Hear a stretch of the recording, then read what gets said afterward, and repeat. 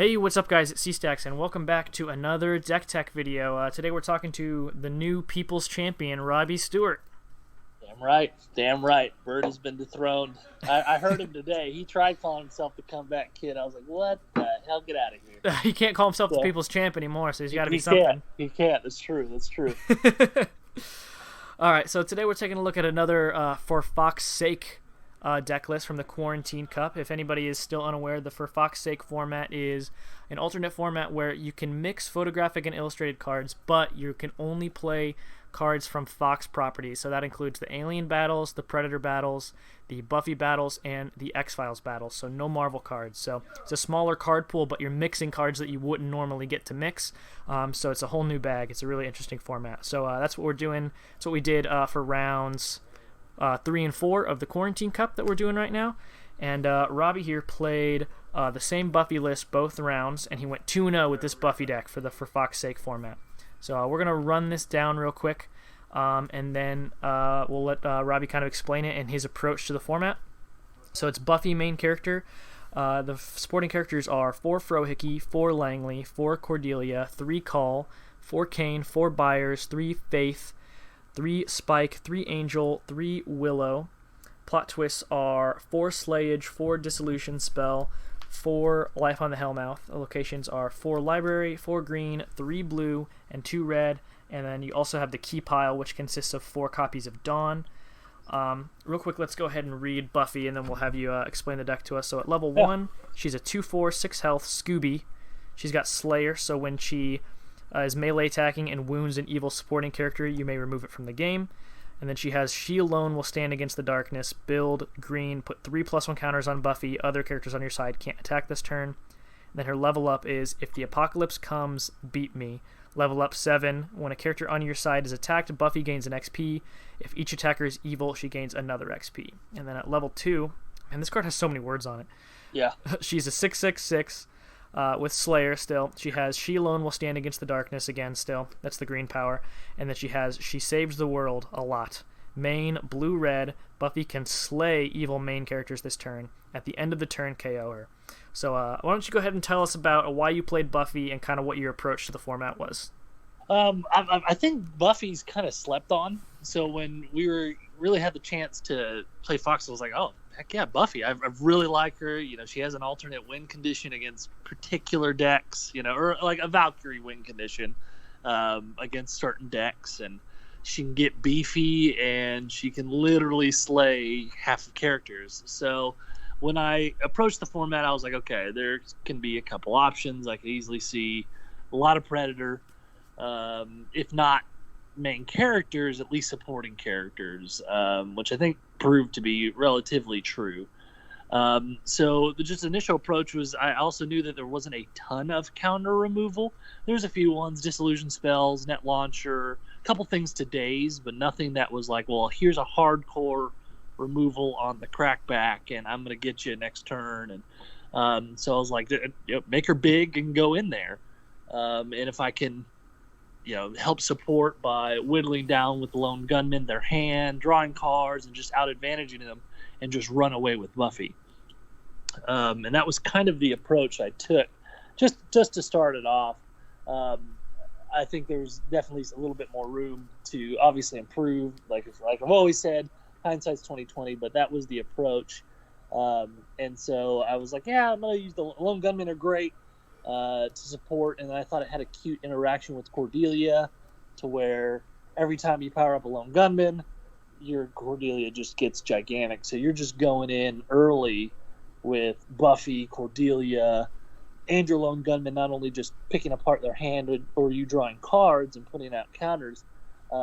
It just really overwhelmed early, and that's actually how both of my matches with this went. I pretty much just 6 wounds, and it was done. We were done. They were quick matches. So I never got to do her level 2, unfortunately, to where I saved the world a lot. But it didn't need it. I just went in there and got a wound every turn.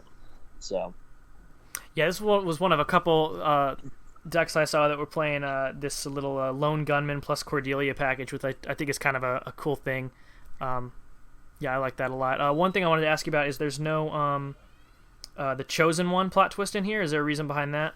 Yeah, it was kind of one of those. I looked at it and I was like, yeah, I can ready Buffy, and I just didn't feel like it was needed between Cordelia and Buffy herself and the pressure. I was like, I just really didn't need it. Didn't feel like it never got to a point where I was like, man, I really need to ready her and just keep going in. And it just didn't happen eventually. It could always come in through testing, but just didn't feel like I needed it. Yeah. And so what were your two matchups like that you played with this deck? Ironically, I played a Buffy mirror the very first round, and I had a green, I had a slayage, and I just went in every turn, and then I ripped turn 3, two Frohickey, or turn 2 Frohickeys, and I had a Langley, and I just picked apart his hand, and then I hit important cards that he was actually able to play on curve.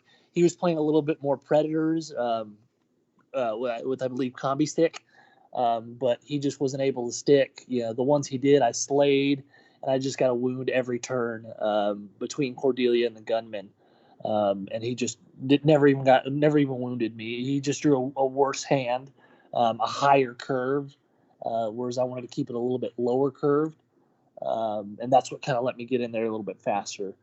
And obviously he didn't draw a Disillusion spell either, so that really helped me he just crack in there. So in the next round I had played Falconer, and so I was like, oh sweet, evil. I was like, I don't want to say auto win, but it feels really good when you're playing Buffy against an evil main character. And so I leveled quickly. He got a slowish hand. He was able to get the 2-drop Predator. I forget his name off the top of my head. But I slayed it, and I got a Cordelia with a Frohickey and a couple Langleys, and I just picked off hands, and it was basically just a rinse and repeat. And that was basically my 2 rounds. I mean, I would love to say it was way more back and forth, but Sarah Michelle Gellar just got in there every turn and just was tearing them up. So it was really cool to play with her, and I actually think she's kind of a sleeper pick for Good versus Evil. Yeah, that green ability put the 3+1 counters on there early is just really insane, and especially in the For Fox only format where you have Kane in the deck now. Yeah. So that makes your green ability way more consistent. I mean, and it and the one of the things I got to point out, I think, with Buffy is really that Dawn key pile, super underrated, because you're just like, sure, I'll sit there, put out a Dawn. So if they want to try and crack back, they got to go through Dawn, and that's experience. And it's the key pile for Dawn, always having a 1-dropper, always being able to, like, if you underplay on your curve, you can always play her, and it just kind of screws up turns. It's a lot stronger than people give it credit for, and definitely in this format, it was really screwing up turns for people. Yeah, absolutely. So what are your thoughts on the For Fox Sake format as a whole? I liked combining it. I think Bert had a good point. Is that Photo benefited a lot more from the supporting characters. I think Photo has really good main characters. Buffy is super solid. I love the master tricks. I thought those were cool. But getting Kane and Call and a lot of those solid supporting characters, I think, benefited in this format. The photo universe more than the illustrated. But I also think there wasn't enough creativity. I think the Lone Gunman easily could have fit in a couple things to help curve off. I didn't look at every single list, but I think there was definitely some more room for experimentation, and I think it has a little bit more depth. I loved hearing I'd actually go look up Robert Modell when my last round opponent told me, he goes, I was playing Master and Robert Modell stole me and I lost. I was like, what? I had to actually go look that up. And I thought it was actually really cool. It lets you play with all these characters you normally wouldn't play. So I really like the format. Definitely be a cool idea going forward. Yeah, I had the same thoughts with the mixing cards that you wouldn't normally get to mix. It's a whole different kind of thing. It's kind of a mixed bag because, like, we saw a lot of diversity in main characters. especially the second round. But then I feel like probably a lot of people were playing Lone Gunman, and I just wonder how many games were decided on, oh, I went first and I drew X many Lone Gunmen, or I high rolled more Lone Gunmen than you did. I feel like there probably were a fair amount of games that were decided solely on that. But it seemed to be a pretty diverse format, and people seemed to enjoy getting to stretch out their deck building chops in a different way than normal. And I think it was a pretty successful experiment. I thought it was pretty cool. Yeah, no, I would love to, if we ever do something like this again, to revisit it. And that way, now that there's been kind of a little bit of establishment of, hey, here's a couple solid MCs. How do you counter it? How do you come up with it? What should your deck look like from there? So I'd do a whole tournament with it if I could. Honestly, it was that much fun with just doing the Fox and mixing the illustrated and photo. Yeah, absolutely. So you went 2-0 with this Buffy list. I think you started off 0-2 in the Quarantine Cup. So I did. You kind of making a comeback here. I believe you won your first round of Ladies' Night.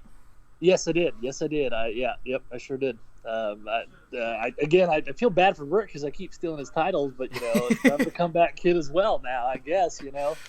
But yeah, no, it's been a ton of fun. So I like this whole different deck building, and Ladies' Night is very interesting. Definitely, comics are funky with their women, so it's funny, with how they make that spread. So. Yep. All right. Well, thanks for sharing your deck with us. Congrats on your wins with it, and good luck in the rest of the event. All right. Thanks. Good luck, everybody. Yep. And we'll see you guys next time. Later. Later.